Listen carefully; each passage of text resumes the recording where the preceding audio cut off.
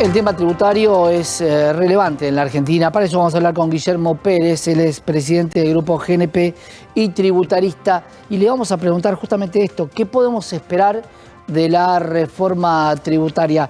Guillermo, ¿cómo estás? Buenos días.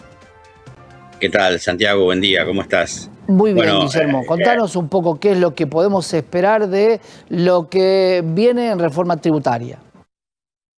Está bien. Mira, a ver, yo tenía muy claro hasta antes de que ayer retiraran el proyecto cómo iban a ser los pasos siguientes. Evidentemente, esto es un cambio total de las reglas del juego. Seguramente el oficialismo debe tener algún plan B para poder tener gobernabilidad. Ese plan B puede incluir tanto como que haya ya algún acuerdo rápido a nivel de comisión y volver a reflotar la ley, aunque muchos dicen que no, que la ley esta no tenía el paquete fiscal, y otros dicen que va a empezar a gobernar por DNU y que sea lo que Dios quiera. Bueno, claro, ese es un gran punto, ¿no? Porque se habían tratado 5 puntos de toda la ley ómnibus y sin embargo se retira. Algunos dicen estrategia, otros dicen reformularla para poder volver a presentarla. Ahora, no se había llegado a nada de lo que tenía que ver con lo tributario. Y se retira. Claro. Por eso vos tenías pensado que los puntos que se iban a tratar eran los que estaban en esa ley ómnibus y sin embargo esta ley de bases y condiciones para reconstruir la Argentina vuelve hacia atrás. No es que vuelve a que la comisión decida, sino que vuelve a comisión, a foja cero. A perder la media sanción. Tal cual, o sea, o hay algún acuerdo previo, porque realmente llevarlo a comisión claramente fue para exponer a todo el sector político. Evidentemente el oficialismo se maneja con reglas de juego diferentes de las reglas de juego tradicionales del sector político tradicional, y eso los está desconcertando un poco.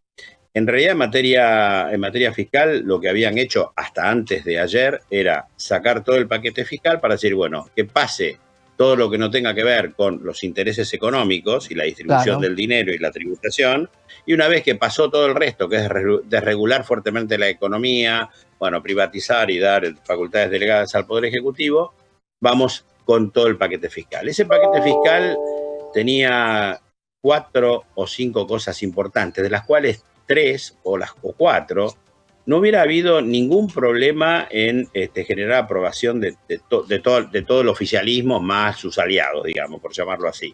¿Por qué? ¿Y cuáles son? Uno es la moratoria, porque ganaban todos.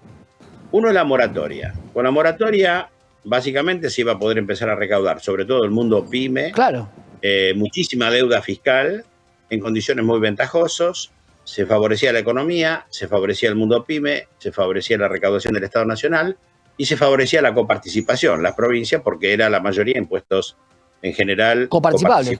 De hecho, la moratoria, Guillermo, es una de las cosas que todos los ciudadanos tenemos, muchas veces con deuda vencida, donde los intereses son enormes, y termina teniendo una moratoria que terminás pagando mucho menos. Obviamente, muchos dicen la moratoria en realidad beneficia al evasor. Bueno, eso es una gran discusión, ¿no? Porque muchas veces se dice que en la Argentina vos guardás la plata que te costaría el activo, el impuesto, y el día que tenés la moratoria te vas a ahorrar plata de esa cajita.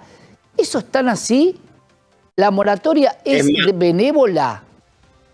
Es más o menos así, es benévola, pero a diferencia del blanqueo, que sí aplica lo que vos mencionaste, la moratoria muchísimas veces está compuesto por un grupo muy grande de empresas que realmente tiene una asfixia financiera producto de que la carga fiscal los agobia, las cargas sociales los agobia, el manejo de los sindicatos los agobia, entonces muchas veces terminan relegando el pago del impuesto. Es cierto que a veces la tasa de interés de la AFIP es más barata que la tasa de los bancos, pero además también el mundo pyme no tiene acceso al crédito bancario. Entonces el principal prestamista de las pymes, porque el mundo pyme no está muy preparado administrativamente y no es sofisticado como para poder ir presentar una carpeta en un banco y pedir financiamiento, entonces se termina financiando con el Estado. Y la verdad que para el Estado es un gasto enorme porque tiene que entrar en una litigiosidad y la moratoria le resuelve ese gasto enorme. Por eso digo que la moratoria era algo que iba a tener consenso de todas las provincias y de todos los diputados, por lo tanto de sus diputados,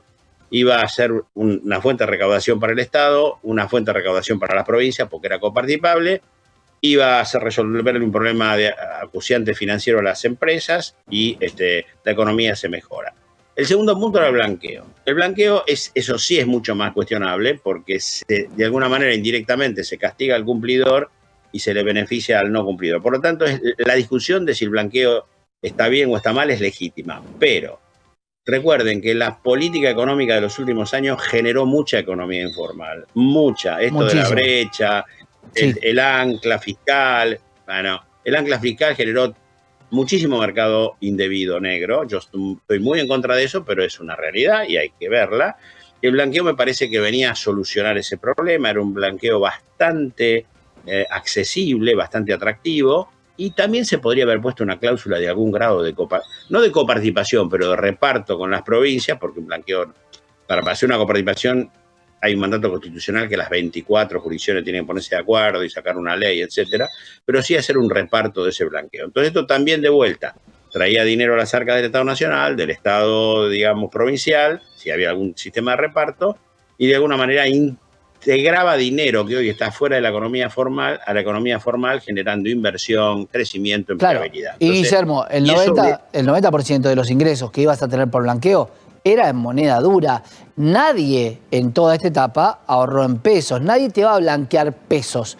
¿Por qué? Porque justamente lo que tienen fuera de la economía son los dólares. Era el objetivo de conseguir los famosos dólares debajo del colchón de los argentinos con un blanqueo y con algunas exenciones o con algún instrumento de inversión para ese blanqueo también que tenga un rédito con una tasa razonable. Incluso hasta $100.000 era tasa cero. Y si traías el dinero del exterior o divisas, lo ponías en una cuenta que te daban algunas alternativas de inversión, como decís vos, y lo tenías que tener inmovilizado hasta el 2025, fines del 2025. Si lo sacabas antes, tenías alguna tasa de retención bastante barata. Eso está clarísimo, Guillermo. Ahora, ¿por qué? Si esto es lo que realmente nadie está en contra, ¿por qué se volvió tan para atrás y no se empezó por los artículos en los cuales había un consenso?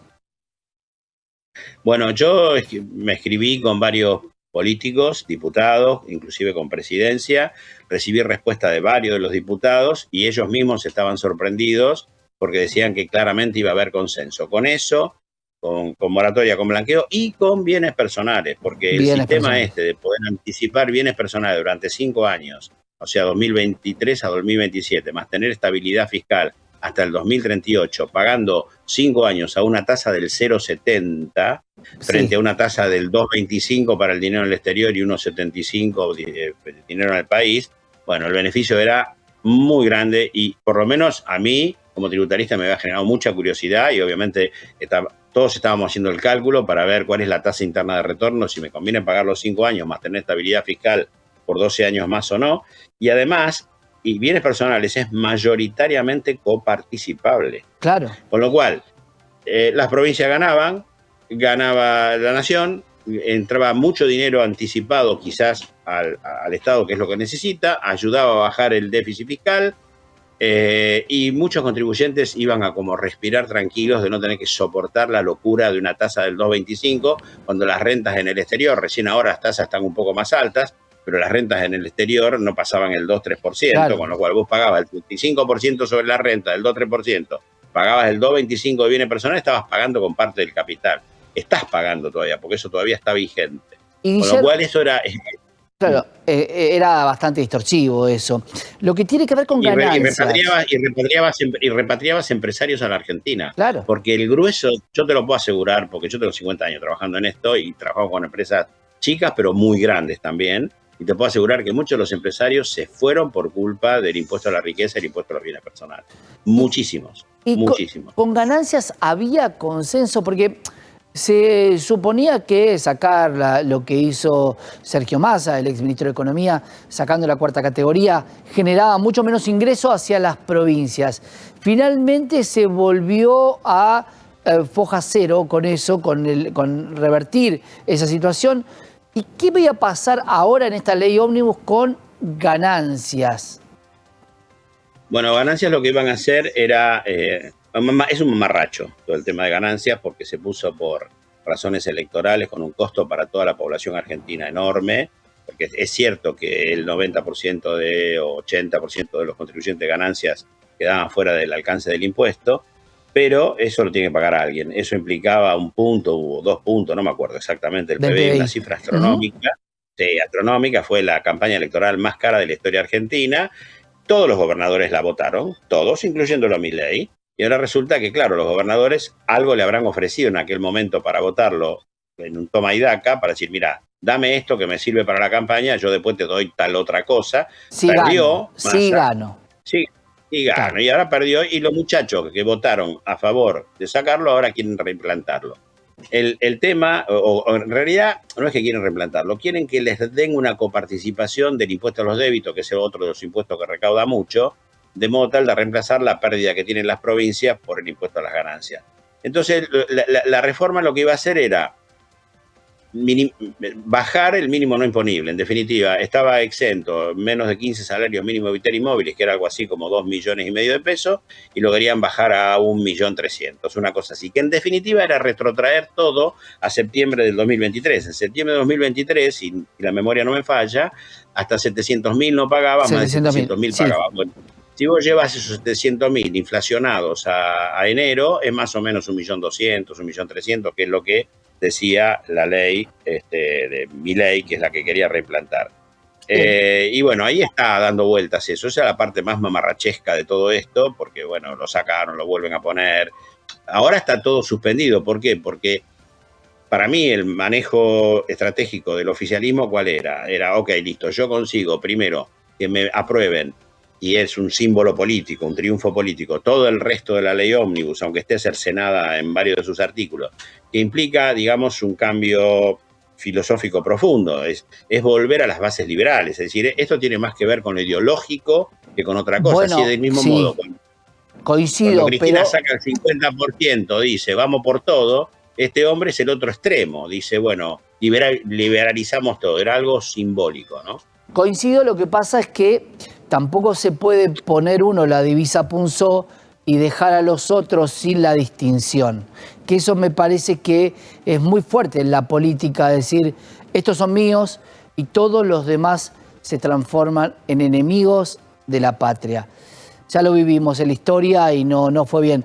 Guillermo, gracias. La parte tributaria no debería tener demasiado inconveniente en una nueva presentación de la ley o en una nueva proyecto de ley que solamente toque lo tributario, que era lo que muchos le criticaban. ¿Por qué no íbamos primero rubro por rubro a desandar un poco el camino? Porque claro, el blanqueo no sirve dentro de 2 años, Guillermo, sirve ahora. Y me parece que... Mirá, la cantidad de fondos que iba a arrimar rápidamente el blanqueo, la moratoria y bienes personales, si no sale esto rápido, es dinero que se pierde y el dinero va a salir de otro lado. Y quizás ese otro lado es más doloroso que este. Y saber de dónde va a salir, claro, del bolsillo. Porque... Clase media. Claro, de hecho lo dijo Javier Milei, Guillermo, que si esto no se aprobaba, el ajuste iba a ser más fuerte. Vamos a seguir charlando, Guillermo, de todo esto porque es sumamente interesante y aclarar que la parte tributaria tenía consenso y esto pone de manifiesto aún más que todavía no se entiende la estrategia del oficialismo de parte de mandar a comisión nuevamente la ley ómnibus. Muchísimas gracias. Santiago, un placer, Hasta un placer. Guillermo Pérez, presidente del grupo GNP y tributarista, acá en la pantalla de Canal. Hoy, las reglas de juego cambian muy rápido. En Grupo GNP estamos preparados para estos cambios. Innovamos. Grupo GNP, expertos en servicios integrales de impuestos. Desarrollamos estrategias fiscales para potenciar los resultados empresariales y cuidar los patrimonios individuales. Reconocidos y premiados a nivel internacional por nuestra trayectoria y experiencia. Grupo GNP, tus aliados estratégicos.